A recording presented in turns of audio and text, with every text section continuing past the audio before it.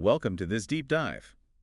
Today, we're looking at something you experience, well, constantly when using any digital product. Mm. Usability. Mm-hmm. You know those times when an app or website just works? Yeah. You just kind of know what to do. Yeah. It feels effortless. Right. And a lot of that ease, it comes down to smart usability, Mm-hmm. making things smooth, intuitive for you. Exactly.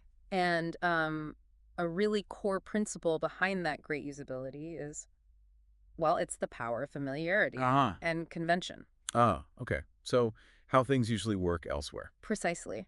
When we open a new app, we're not, starting from a blank slate. We bring this whole set of expectations based on everything else we've used. Right, all those other websites and apps. And that's really the foundation of what we're going to explore today. Right, okay. And that sounds like it connects to Jacob's Law. I think I've heard of that. You probably have. Yeah, back in 2000, Jakob Nielsen, the usability expert, he basically said users prefer your product to work like the other products they already know. Okay, so does that mean everything should look the same, like all apps should be clones? No, not quite. It's definitely not a call for identical apps. It's a bit more subtle than that. Okay. It's really about smartly using the mental models you, the user, have already built up. Mental models, like Yeah. how I expect things to work based on past experience. Exactly that. How you've learned things usually function.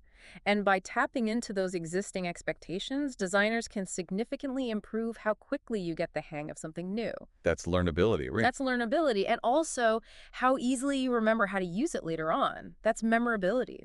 Big advantages. Makes sense. Like common symbols we see everywhere. Perfect example. Think about that little magnifying glass icon. Search instantly. Yep. Or maybe a floppy disk icon, though you see that less now. Still means save to a lot of people. It does. Or that little head and shoulders silhouette. Profile, user account. Yeah. These visual metaphors, they're pretty much universally understood now. They leverage that familiarity. And it's not just icons, is it? It's how things work too. Oh, absolutely. Think about interaction patterns, that three-lined icon, the hamburger menu. Yeah, usually top left or top right. Opens up more options. Exactly. Or like swiping sideways in a photo gallery. We just know to do that now. Or even something simple like a button that's grayed out. Right. You instantly know you can't click it, that it's disabled for some reason. These are all conventions that just make things smoother online. It's like this unspoken digital language we've all learned. It really is. Although, it's interesting how that very familiarity can sometimes work against usability. Oh, how so? You mean like banner blindness? That's a perfect example. Yeah. Yeah, banner blindness is fascinating because we've seen so many ads in those typical banner spots on websites, top or sides. Right, you just tune them out. Your brain literally learns to filter them out subconsciously. We're so used to where they are and what they are, we just ignore that part of the screen. So the convention becomes almost too familiar. Exactly. It shows how even useful conventions can become, well, a bit of a liability if users get overly accustomed. It highlights that need for maybe subtle innovation within those familiar frameworks. That's a really good point. Okay, so with that backdrop, the power and maybe the odd pitfall of familiarity, let's dive into some actual examples. Yeah. How does Jacob's Law show up in apps we use daily? Sounds good. Let's start with a big one. E-commerce. Thinking about apps like, say, Flipkart, Meesho, Amazon, what patterns jump out? Well, one of the most consistent things you'll see is the main navigation. Where is it usually? Bottom of the screen, right? Like a tab bar. Almost always. A bottom bar, right where your thumb naturally rests when you're holding the phone. Makes sense. Easy to reach. Exactly. The thinking is simple. These are the core actions you do most often: browsing, cart, account, maybe your wish list. So they need to be super accessible. Right. It needs to be easy. This actually taps into another principle, Fitts law, which is about the time it takes to hit a target based on distance and size. Thumb close equals fast. Got it. Okay, so that's the main navigation. What about finding a specific item? Where do you look first? Almost certainly the top of the screen, you'll find a really prominent search bar there. Yeah, it's usually quite big, visually. It is, and that visual weight directly reflects just how critical search is in e-commerce. People want to find stuff fast. And sometimes, next to that search bar, you see those little extra icons. Mm-hmm. Like a microphone or a camera. Yeah. For voice search or searching with an image, where are they usually placed? Typically on the right side of that search box. Okay, is there a reason for that specific spot? There generally is, yeah. In most Western cultures, at least, we tend to scan information left to right. Okay. So the main thing typing your search is on the left where you start. Then the secondary but still useful options like voice or image search are placed to the right.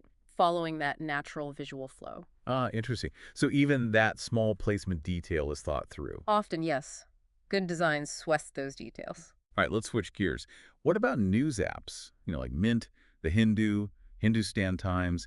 Do we see similar principles there? We definitely do. Again, think about what you access most often in a news app. Probably headlines, maybe breaking news, or specific sections I follow. Right. And just like the e-commerce apps, you'll frequently find those key sections in a bottom navigation bar. Same logic. Quick, thumb-friendly access to the most popular content. Okay, makes sense. But news apps often have lots of other sections too, maybe settings, archives, saved articles. Where do those tend to live? Good question. Those less frequently used sort of secondary navigation items, they're almost always tucked away in that hamburger menu. The three lines again, usually top corner. Typically Okay. top left or top right, yeah. It's become such a standard pattern, we just instinctively know to look there for the everything else category. And the newspaper's logo, the branding. That also tends to have a consistent spot. You'll generally find the logo near that hamburger menu, often top left. It's a key branding anchor, helps you know where you are. Right, and sometimes below that main header area, there's another navigation bar. Yes, often you'll see a bar, maybe swipeable, with different news topics like politics, business, sports, tech. So you can quickly filter down. Exactly. Yeah. Lets you easily find the specific categories of news you're interested in without digging through menus, again, streamlining the experience. Okay, cool. One more category then. Those super fast delivery apps. Instamart, Zepto, Blinkit, that whole space. What conventions stand out there? Well, the absolute first thing those apps need from you is usually My address. your delivery address, yeah. And they make its importance really clear. Where do you usually see it? Right at the top, often top left. Very prominently placed, top left usually.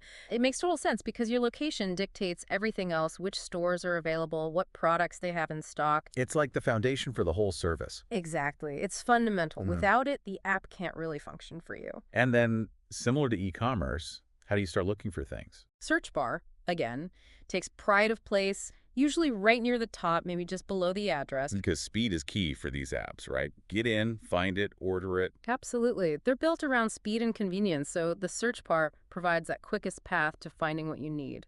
And I've noticed something else on their home screens. They often suggest things right away. They try to anticipate what you might want, often based on your previous orders. Yeah, those recommended for you or buy it again sections. Exactly that. You'll often see a recommendation widget, maybe with pictures of items you've bought before, right there on the initial screen. Usually with a little add button next to each item. Precisely. A simple add button. It's a very direct way to encourage repeat purchases by leveraging your familiarity with things you already buy. Makes it super easy to reorder. Wow. So across all these different types of apps, shopping, news, quick delivery, these principles of using familiar locations and patterns are really consistent. They are incredibly powerful for making things usable. This has been really insightful, actually, seeing how these seemingly small design choices are rooted in these usability principles. If listeners, if you want to maybe dig even deeper into this stuff, are there good resources? Oh, absolutely. If you're interested in the psychology behind it all, how our minds interact with digital design, Psychology of Web Design by Smashing Magazine is excellent. Okay. For a more focused look at specific principles like Jacob's Law and others and their cognitive roots, Laws of UX by John Jablonski is fantastic, really clear. Positive UX, got it. And maybe for a broader view on user-centered design and how tech shapes our interactions, User-Friendly by Cliff Kwong and Robert Fabricant, it offers some great perspective. Great recommendations. So really, the main takeaway here seems to be that this focus on familiarity, sticking to conventions, it's not just about making things look nice. Not at all. It's a really powerful tool for creating products that actually work well, that feel intuitive. And ultimately, that makes things easier for us, the users. We're just as the thinking we have to do. Exactly. It lowers the cognitive load, as we say. And, understanding these principles isn't just for the people making the apps. How do you mean? Well, by becoming more aware of these conventions yourself, as a user, you can kind of develop a deeper appreciation for why things are designed the way they are. Ah, I see. It changes how you look at the apps you use every day. It can, yeah. It might even make your own digital interactions feel a bit smoother because you start recognizing the patterns consciously. So maybe a final thought for everyone listening. Now that you're more aware of these common patterns, start noticing them. How do the apps you use leverage these conventions? Or maybe where do they break them? Yeah. Or where do they deviate, and how does that affect your experience? Does it make it better, worse, more confusing? Mm. What other consistent patterns have you maybe noticed across the digital tools you rely on? It's kind of fascinating when you start looking for it. It really is a whole world of subtle design decisions right there at your fingertips.